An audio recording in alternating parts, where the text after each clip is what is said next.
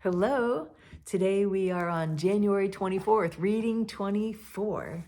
And we pick up in Job chapter 25.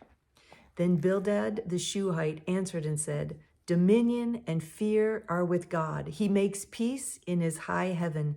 Is there any number to his armies? Upon whom does his light not arise? How then can man be in the right before God? How can he who is born of woman be pure? Behold, even the moon is not bright, and the stars are not pure in his eyes. How much less man, who is a maggot, and the Son of Man, who is a worm. Chapter 26.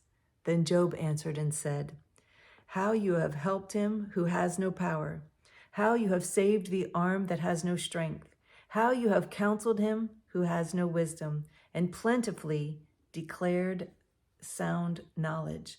With whose help have you uttered words, and whose breath has come out from you? The dead tremble under the waters and their inhabitants. Sheol is naked before God, and Abaddon has no covering.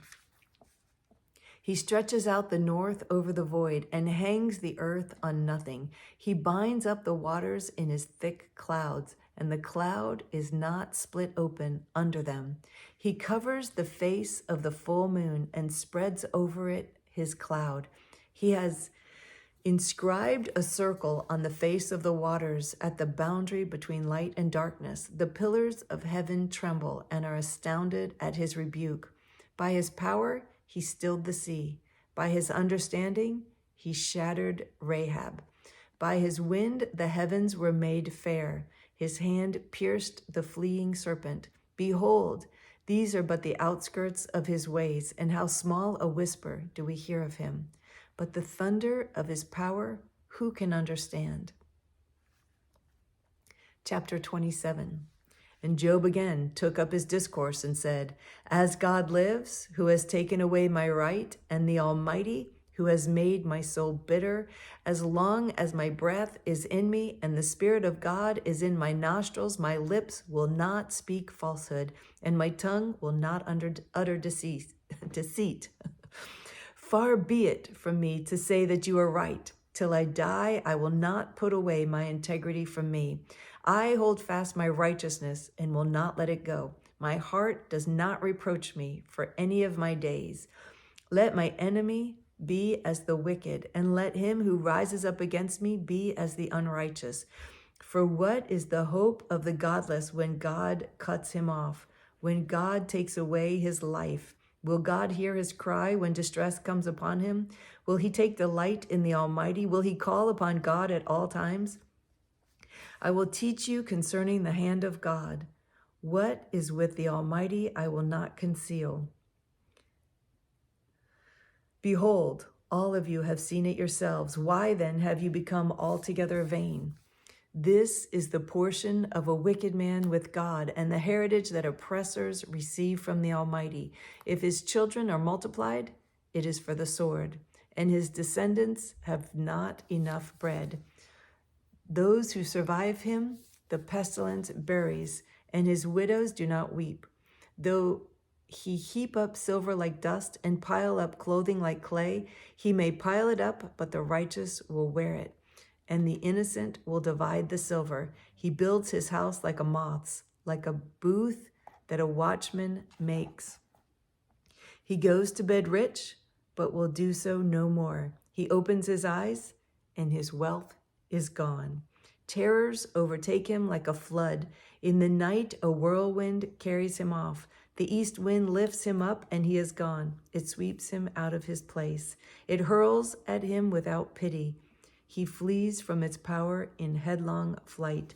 It claps its hands at him and hisses at him from its place. Chapter 28. Surely there is a mine for silver, and a place for gold that they refine. Iron is taken out of the earth, and copper is smelted from the ore. Man puts an end to darkness and searches out the farthest limit. The ore in gloom and deep darkness. He opens shafts in a valley away from where anyone lives. They are forgotten by travelers. They hang in the air, far away from mankind. They swing to and fro. As for the earth, out of it comes bread, but underneath it is turned up as by fire. Its stones are the place of sapphires, and it has dust of gold. That path no bird of prey knows, and the falcon's eye has not seen it. The proud beasts have not trodden it. The lion has not passed over it. Man puts his hand to the flinty rock and overturns mountains by the roots. He cuts out channels in the rocks, and his eye sees every precious thing. He dams up the streams so that they do not trickle, and the thing that is hidden he brings out to light. But where shall wisdom be found? And where is the place of understanding? Man does not know its worth, and it is not found in the land of the living. The deep says, "It is not in me," and the sea says, "It is not with me." It cannot be bought for gold, and silver cannot be weighed as its price. It cannot be valued in the gold of Ophir, in precious onyx or sapphire. Gold and glass cannot equal it, nor can it be exchanged for jewels of fine gold. No mention shall be made of coral or of crystal. The price of wisdom is above pearls. The topaz of Ethiopia cannot equal it, nor can it be valued in pure gold. From where then does wisdom come? And where is the place of understanding? It is hidden from the eyes of all living and concealed from the birds of the air. Abaddon and death say, "We have heard a rumor of it with our ears." God understands the way to it, and he knows its place, for he looks to the ends of the earth and sees everything under the heavens. When he gave to the wind its weight and apportioned the waters by measure, when he made a decree for the rain and a way for the lightning of the thunder, then he saw it and declared it. He established it and searched it out. And he said to man, "Behold, the fear of the Lord, that is wisdom, and to turn away from evil is understanding." What a great way to end. That's good right there. So tomorrow we'll pick up and continue reading in Job. So I'm so grateful that you're reading with me. This is kind of a hard part for me to get through, but I know there's more in it than I fully understand. And I pray from my heart and for your heart to receive the wisdom that God has for you in the book of Job. So I look forward to reading with you again tomorrow. I love you.